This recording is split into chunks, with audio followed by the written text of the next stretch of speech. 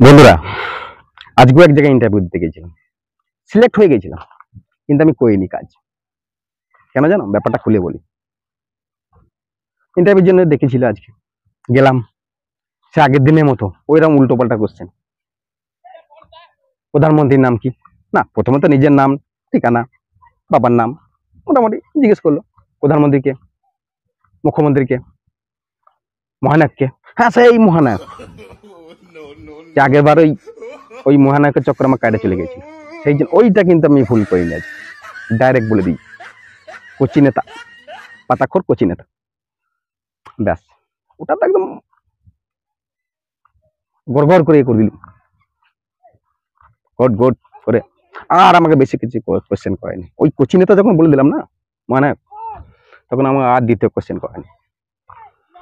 কি বলে, you are selected. বাহ, এতদিন বেকার ছিলাম, যাকে একটা কাজ পেলাম।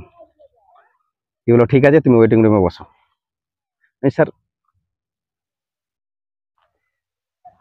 একটা ছোট কোশ্চেন, ছোট। হ্যাঁ বলো। স্যার, আমার স্যালারি কত হবে? বললো 12,000 টাকা।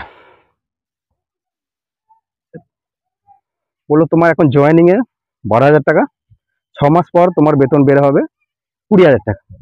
আমি বললাম, ঠিক আছে স্যার, থ্যাংক ইউ বলে ফাইলটা নিয়ে চলে এলাম। আমি বলে এলাম, স্যার তাহলে 6 মাস পরেই আসবো। বলো, এখন আমাকে 12,000 টাকা দিচ্ছে, আমি 6 মাস পর যাবো, 6 মাস পর 20,000 টাকা আমার স্যালারি দেবে। তাহলে আমি কেন করবো 12,000 টাকা? দেখি, আলুর দাম কমলে চপের দোকানে 2-4 মাস কাটিয়ে নেবো। 6 মাস পরে এমনিতেই তো আমাকে সিলেক্ট করাই আছে, 20,000 টাকা বেতন।